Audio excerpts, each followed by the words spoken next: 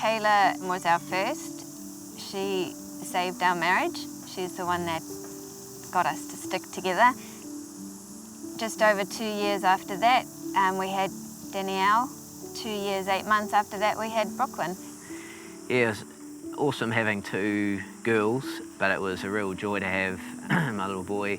So from him being interested in building stuff and tools and push bikes and dirt bikes, and he was just into everything that you'd expect a young boy to be into.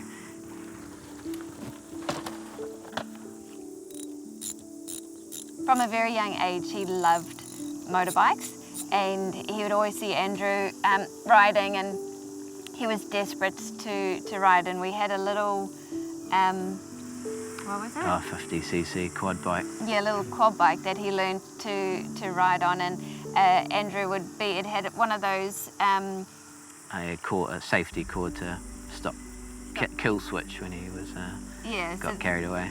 So he would be riding on it and Andrew would be running behind him, holding the cord to pull the engine, to stop the engine. And he took to it really quickly. He learned really fast. There's Brookie. And he wanted more than anything else to get a 2-wheel motorbike.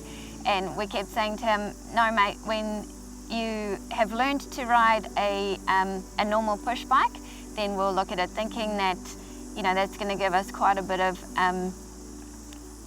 leeway, a bit of time before we had to do that. But he was so determined that at 3 years old he got his sisters to teach him how to ride a bike. And one holidays, the girls come running out and go, Mum, come look at this. And there's Brooklyn just after his 3rd birthday riding a 2-wheel push bike with no training wheels. And he proudly goes around in circles and then stops and he looks at me and goes, so can I get my 2-wheeler now?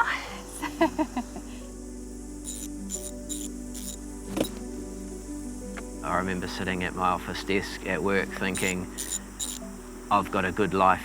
I had plans, I had goals, I had the things set that we were going to do, going forward with our ideal life. And then the Saturday, that all changed.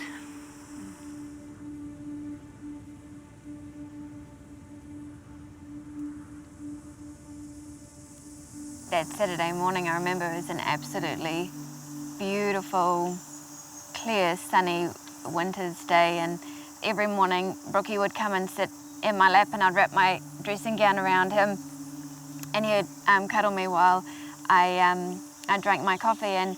And I remember clearly that morning he cuddled into me and he said to me, oh Mum, I could just cuddle you forever.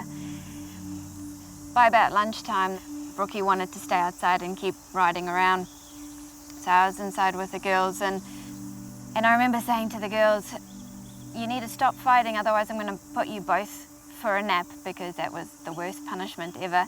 And they kept fighting and bickering, and so I said, that's it, you're both going to go and have a sleep. And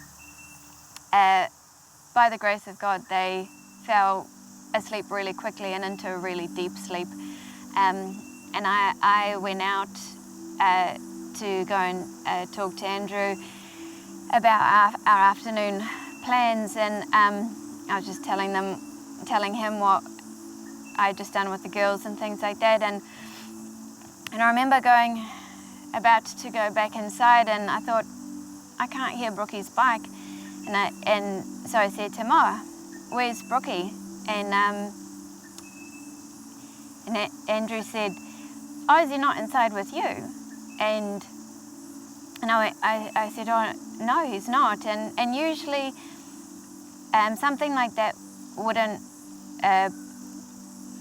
make me panic or bother me too much, because he was always out doing something. He was always adventuring somewhere. But this time was different. My spirit just dropped, and I remember running out, and Andrew and the 2 builders followed. From the house, there was quite a hill, and I was running down it just screaming, Brookie, Brookie. And I remember tripping down the hill, and as I tripped, it felt like I was on the outside looking in.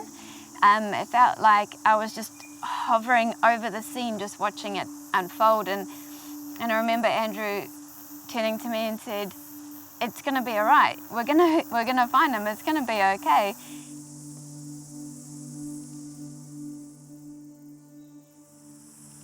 We had a creek that is at the bottom of our property, and one of the builders pointed up to the top of the creek and saw that his quad bike was in the creek. So we ran over and... When we got there, we couldn't see him, and he had gone down the hill and must have fallen off, and the bike had then landed on top of him, which had then pinned him under the water. Credit to one of my builders, we pulled him up onto the grass and started CPR. Yeah. And one of the other builders must have called 111. Yeah, everything just came to a grinding halt, and I couldn't do anything.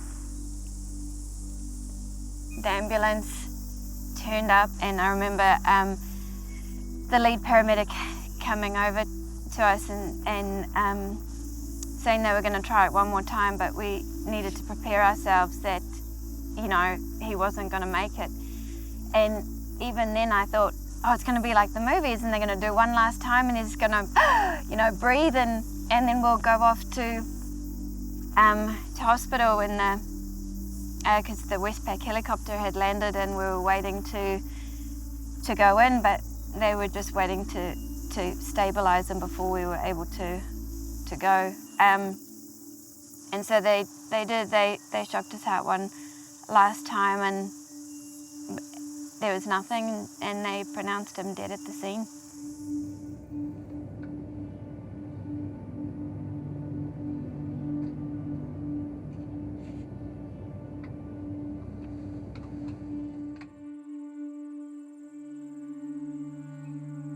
We had to decide to move forward, and that was quite a challenging thing, not wanting to leave Brooklyn behind or what had happened.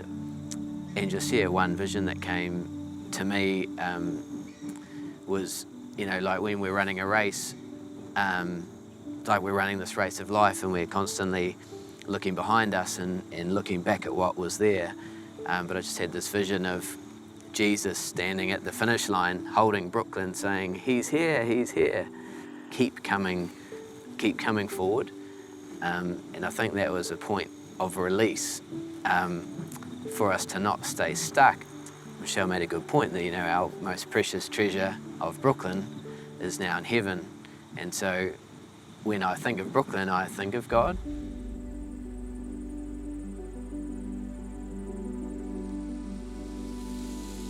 For me, Jesus is my everything. He's my comfort. He is my joy. He is my strength. When I have nothing left, he's there, and he helps me through, and he's my hope. Yeah, he's everything. I don't think I could have survived this journey if I wasn't a Christian. One thing that stuck with us was, even though Brooklyn only lived for 5 years, he lived those years to the max. And whether it be, you know, dirt biking or holidays or building stuff or just out and about in the mud and helping with all sorts, the years he did live, he lived them to the fullest. And so, you know, we say, oh, like, live life to the max, you know. Yeah, life to the max, so, yeah. Take the most of every opportunity, yeah. For sure.